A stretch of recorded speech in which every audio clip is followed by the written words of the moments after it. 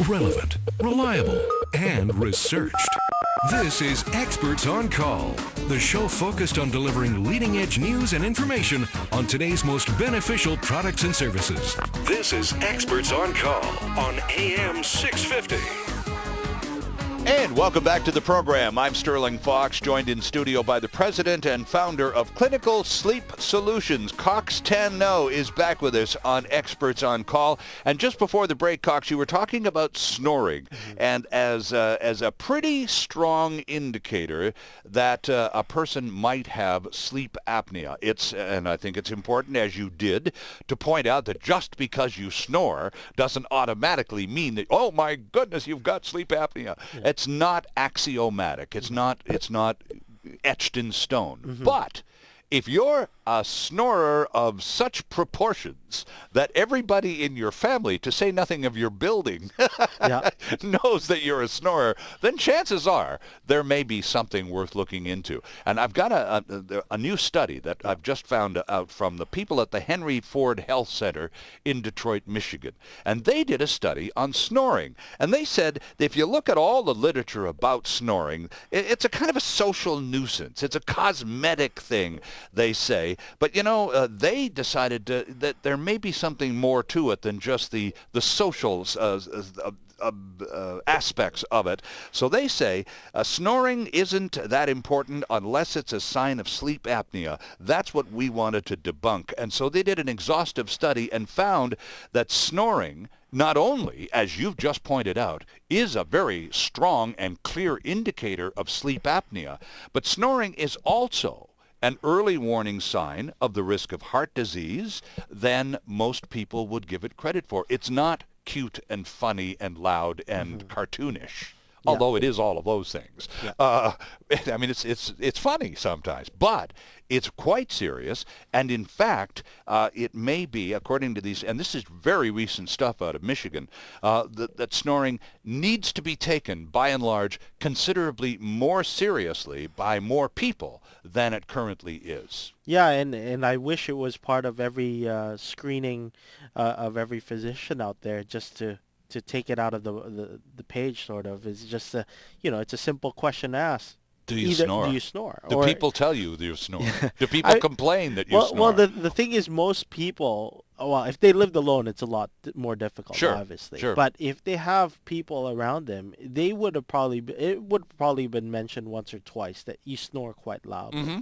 So I think most people are more cognizant that if they snore or not, more than you think. Right. So it's a simple question, and I think if these are where the trends are as far as researching this type of situation, I think it's worthwhile to ask as a question. Well, exactly. And, we did that on the last show. On a Canadian show, the Dr. Marla show on CTV, she did a thing over the holidays on snoring. Same kind of thing. It's not cartoonish. It is all of those funny things, for sure. But it is also a physically generated symptom. Yeah. It means something beyond loud, loud, loud, ha, ha, ha. It can mean something very serious. And if you are a chronic, loud, persistent snorer, then chances are you really do need to discuss this reality with your doctor, especially if you can combine that with not being able to very quickly answer the question, when was the last time you had a really good night's sleep? Yes. And I think a simple way to do it is, most people, even if they have identified you've snored, may not even know how significant the problem is, because oftentimes they'll move out of the bedroom or move very far away, put earplugs on, and then they'll fall asleep and they don't really see how it's going on throughout the whole night. So just record yourself, put a tape recorder, use one of your phones that now does so many things, and just record yourself. And I think most people will be quite surprised at how compelling the sound of your snoring, and maybe for that matter, if you have sleep apnea, stop breathing or choking in the middle of the night, will be once you hear it for yourself. I think you yourself will be concerned enough to do something about it once you hear how it really sounds. Okay, fair enough. And one of the remedies that is being very popularly advertised these days, and I've seen the commercials as recently as this past weekend, is this orthodontic approach, where you put this plastic adjustable device, kind of like a mouth guard for a hockey player. Yeah. And you put that in, and you can open it. It adjusts to 3 positions, Yeah. all of which have to do with forcing your jaw Forward. to remain a little open, and therefore allowing more access to the airwaves. I again, this it's advertised as a remedy for snoring. That's right. You're the experienced professional here. What can you tell us about these orthodontic approaches? Well, they can be helpful if you have snoring alone. But the problem is if you have obstructive sleep apnea and they're not authorized for use for that. I mean, there are appliances specifically to manage sleep apnea as well, or what we call mandibular advancement devices. But oftentimes, if you're not using the right product, you may be actually doing more harm than good. Sure, you're eliminating the snoring, Right. but you might be masking the sound that is identifying the sleep apnea component of things. And then you get a false sense that, oh, everything's okay, but then things get worse over time. I was just going to say, so you stop snoring, so the people in your life that matter most to you are suddenly more friendly. Yes. Because they're sleeping better Yes. at night.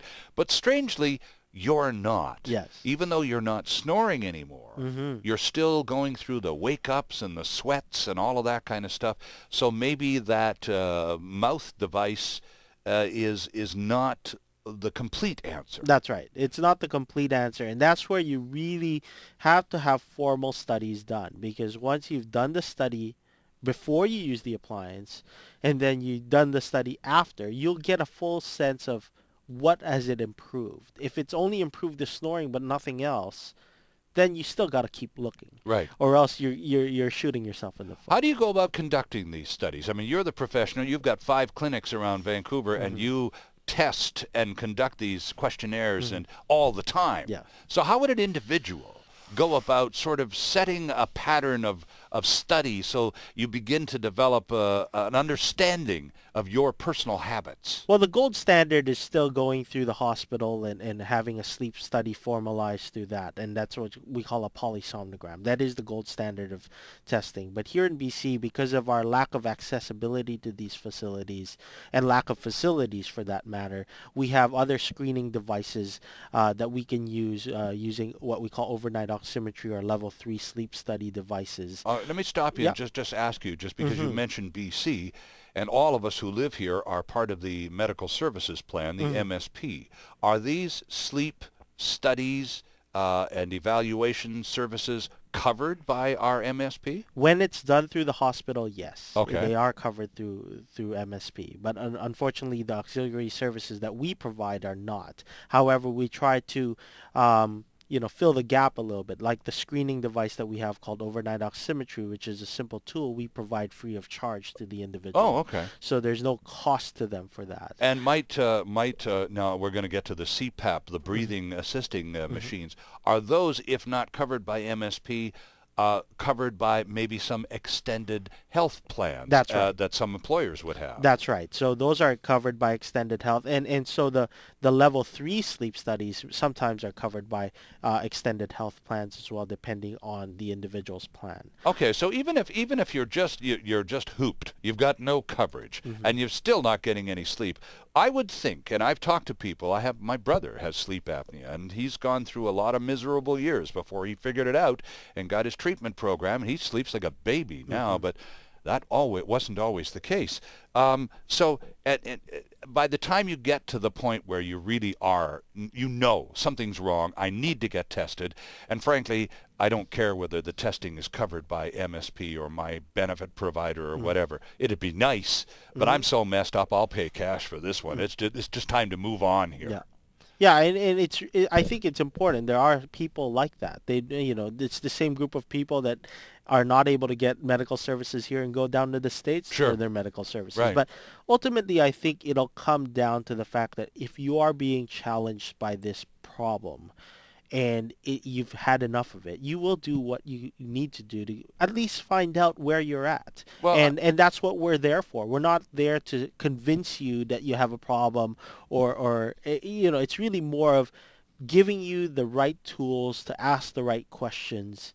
And then once you've identified it, you can make an informed choice of what you want to do thereafter. Well, I'm just curious about these oral things, the dental things. If a person gets one of those, is that because they've gone to a doctor or a dentist complaining of their sleep issues? Well, there are, again, what we call boil and bite devices that are sold over the counter or through, TV ads and things like that. And And they those, even have the pot of boiling water on the stove exactly. in the TV commercial. I saw it. These individuals are basically ones that say identify their snoring is the primary concern. Okay. And so they'll probably go ahead and buy it, and then it'll probably work for a little bit. It may not, but most of the time it'll probably improve something and gives them the false sense. But sometimes it comes back because our body is quite adaptive, and the way our jaw formation adapts to that may be impacted to a point where it comes back to the same level that it was, and then you realize that nothing really worked from the start. But overall, the main thing is you can get it over the counter, but are you using it properly? And that's the key thing. Right, and sure. I think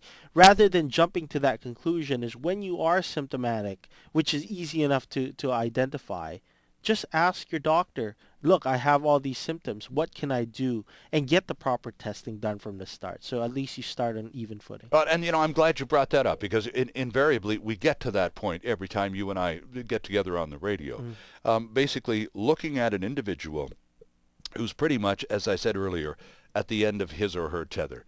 It's been so long since they had a decent night's sleep, they can't remember anymore, and life is consequently not a whole lot of fun. It's a series of naps, leaving you basically tired all the time. I'm always tired. So you get to that point in your life, and you realize there's something going on here. This isn't just me becoming 50 or being 5 pounds overweight or any of that stuff. There's a problem. So let's assume for the moment, for the sake of discussion, I'm one of those many British Columbians who doesn't have a personal physician. I'm just on my own, and when I feel really awful, I go to one of those walk-in clinics. And I know I've got a sleep issue, and it's really messing me up. How do I begin to organize a solution for myself? Well, I think, again, even with walk-in clinics, the physicians that are attending those walk-in clinics are quite knowledgeable. Of course. But it's all about asking the right questions. Right. So, you can go to our website, read about sleep apnea. If those symptoms pertain to you, or if it sounds like it's your problem, take notes down. You can, print out a prescription on our website as well. Bring it to your walk-in physician and say, hey, look, I have these problems. Can I get this test done? And more likely than not, they'll be more than willing to provide you that, because they want to help you as well. And let's get that web address on the airwaves before we take the break, and then we'll come back and talk more about the website, which is www.clinicalsleep.com. There you go, friends. Clinicalsleep.com, a terrific website. Highly recommend a good long visit. Hit those frequently asked questions. You'll be surprised. You'll find yourself going, oh, I recognize those symptoms. This is Experts on Call on AM 650. Lots more still ahead. Delivering relevant and beneficial consumer information. This is Experts on Call. And there's more still ahead on AM 650.